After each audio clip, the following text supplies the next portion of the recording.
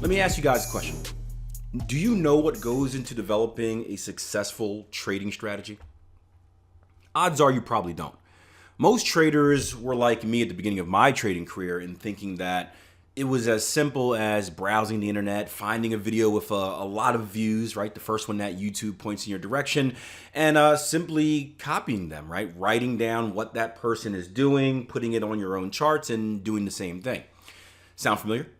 In fact, I would even argue that many of you wouldn't just copy, but you'd copy it and then you change something around, right?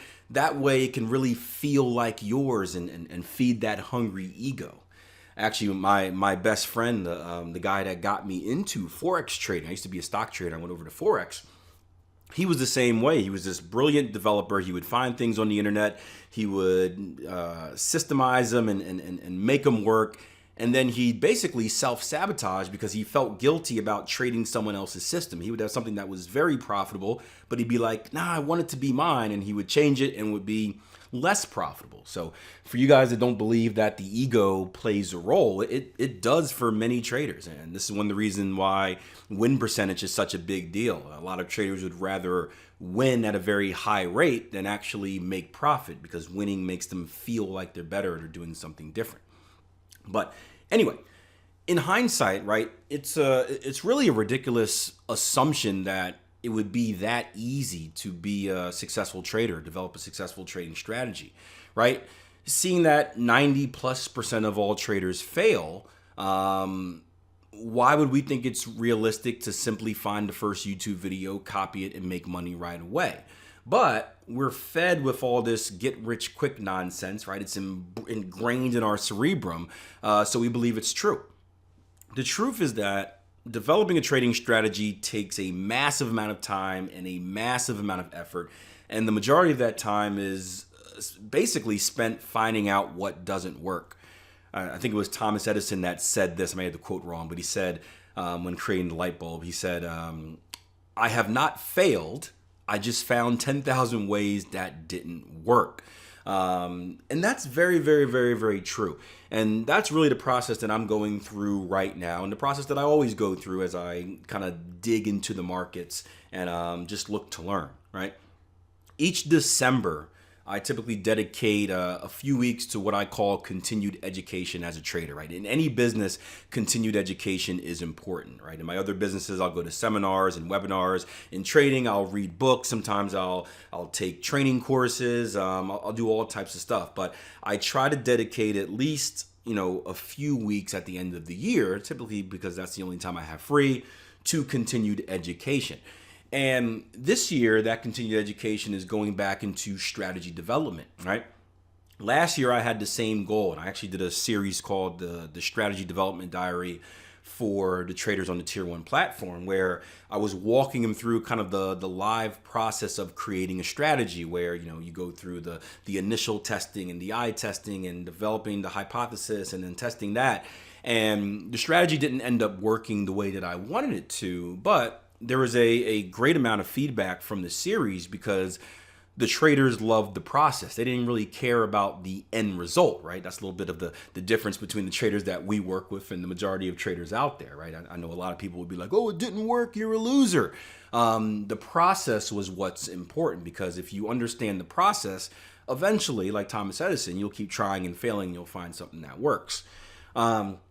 But this year, again, I wanted to dig back into a strategy because I look at my trading as being like businesses, right? I'm a swing trader, I'm a day trader. The day trading is kind of like I don't want to say fun money, but that's kind of the fun money. The swing trading is my midterm trading. That's the way where I just want to accumulate the account size and keep it growing and never touch it. And I would love to have something on the daily time frame, something I can literally come in and check once a day, more of a long-term strategy, preferably a long-term really trend continuation strategy, since that's something that is missing from my portfolio as I'm mainly a counter trend trader. I kind of like hedging myself and whatnot.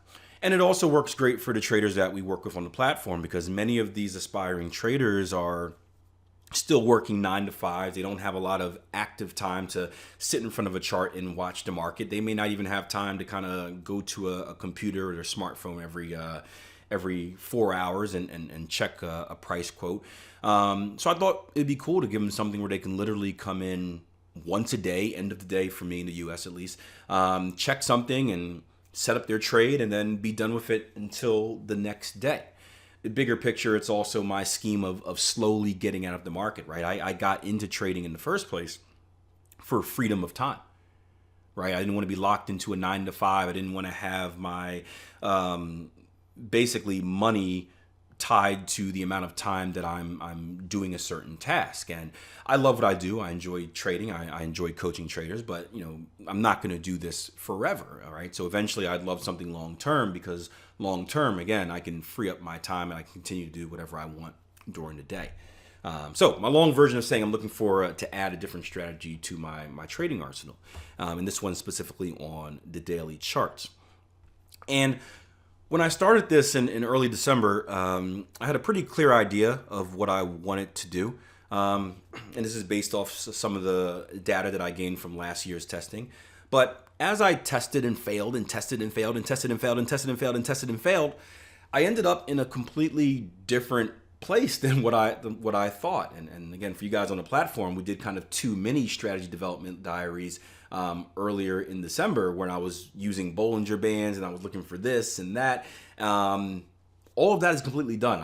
This testing led me through a completely different route. And what I love about manual testing, let me say it again. What I love about manual testing, right? Not automating it and having a scanner run through the market. What I love about manual testing is that essentially what you're doing is you're going through years and years of data, right? Is that while you're doing this, it's basically a constant observation of the market. You're seeing how the market performs. You're looking at different tendencies. You're seeing different market conditions during different times. And all of that is knowledge that's going into your brain that could be used for later, right? You can stack it away somewhere and pull from it at a later date, right? And because I've been able to make these numerous observations on what I thought I wanted to do, it kind of transformed that into what I'm currently doing right now. And I guess taking a step back to the process, right? When testing an idea, right? When testing or developing a new strategy, and I say new strategy, there's nothing really new out there, so I don't really mean like new, meaning I'm the only one ever to do it. But when trying something different, right? You're taking different moving parts and you're putting them together in a specific way that fits what you want to achieve. Right? When testing a new idea or new strategy, I always start off with a very general hypothesis. So, what do I want to do? Simply, if this happens, then the market should do that. And then I followed it up by running through a very general test. And I call this test a baseline test. I don't know if that's the right word for it, but I always call it a baseline test because it's what everything else is going to be based off of. And at this point, I don't really care about optimizing the strategy. I just simply want to see if the idea works. And if it does work, I want to ensure that it works in the way that fits what I'm looking to do. For example, last year I was playing around with an inside bar strategy, and I actually got it to work, but I was looking for something that I can check once a day on the daily. It worked, but on a lower time frame, using the daily and going down to the 4 hour.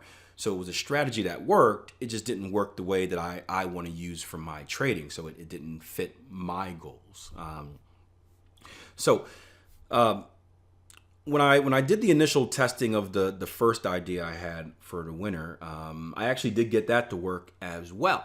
However, in order to get it to work, it came with having a win percentage that was in the 30s. Now, you guys have, if you heard the Trading Coach podcast, you probably heard in a very early episode with embarrassing intro music that was titled "Who Gives a Boop About Your Win Percentage?" Because win percentage doesn't matter. As I mentioned earlier today, a lot of traders are caught up over I need this high win percentage to be a successful trader, and that's just not true, right? Some of the best traders of all time, especially if you're going to be a trend trader, a lot of them win between 20 and 40% of the time.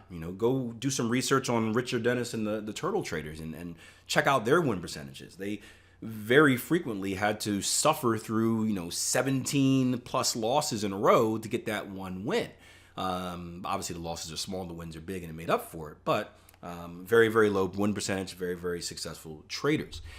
However, for me, 30% is below my comfort level. And this is the part of trading that people don't pay enough attention to, right? And even my mentor was like this. I think I kind of influenced him a little bit, but he was military, very high discipline. If you're very high discipline, you can do it. Where he's just like, I don't care about it. I don't care about the win percentage. I don't care about how you feel. Do what works. If it works, do it. If it means 20%, do it. And that makes perfect sense, right? At the end of the day, profit is king, right? Does it make money? Yes. If it makes money, then do it. But going back to that 90+% of traders fail, the reason that so many traders fail isn't necessarily because they can't trade. Again, it's because of the psychological issues. And my philosophy as a coach and as a trader has always been this, right? Avoid situations where you're going to get into trouble, right? Maybe that's growing up in Philadelphia, PA, and being paranoid of everything, but avoid situations that are going to get you into trouble. If you know this nightclub has a bad reputation for people getting mugged and shot and stabbed afterwards, right? If you were to visit that nightclub, you put yourself at a significantly higher risk of being involved in that situation. However, if you do not go to that nightclub, I don't want to say you're at zero risk because anything can happen anywhere, but you're much less likely to be a victim of whatever happens that night, right? Does that make sense, right? Avoiding a situation that can get you into trouble is the easiest way to stay out of trouble. So if you know that you're going to become a mental mess if you're winning at 30%, if we just make it on a very small basis, 30% is 3 wins out of 10 trades, right? If you know that by the time you take your 6th loss in a row, if those psychological demons are going to start sneaking up on you, you're going to start being scared to enter a trade, you're going to start moving stops back, you're going to start taking targets early, right?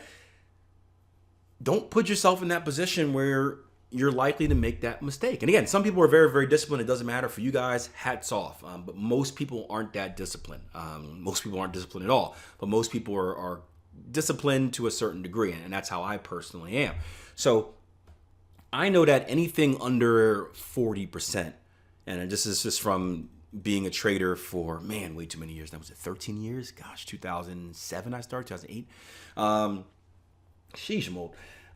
This comes from just personal experience of kind of knowing where my boundaries are. I know that 40%, once I dip under 40%, that's when I start kind of questioning myself. Does this really work? Has the market changed? Is it dead? Blah, blah, blah. And that's when I kind of those cracks start developing, where it's like, should I really take this? And I like to think now I'm very disciplined and I won't do that because I trust my plan and my system. But again, you just never know. But I want to avoid that situation. So although winning at a 30% clip was the most profitable way I had to strategy trading, I just knew that it wasn't doable, especially on a daily time frame where you're only getting maybe per pair, maybe only 10 trades a year. I think it was 10 or 12 trades a year. So essentially that could mean going from January to September without a winning trade. And that could be very, very difficult to do. So it just didn't work the way that I wanted it to work. But again, although I couldn't find a way to make it work the way that I wanted to, the process of going through all of those years of backtesting and failing and testing and failing and testing and failing and testing and failing and testing over and over again allowed me to make some observations, allowed me to write notes throughout and pull from the notes and see some things that I really did like. And what I ended up doing was I started venturing through those kind of secondary ideas, first seeing how they worked with the original idea and then eventually even annihilating, that's the right word, scrapping the initial idea and just going with the secondary idea.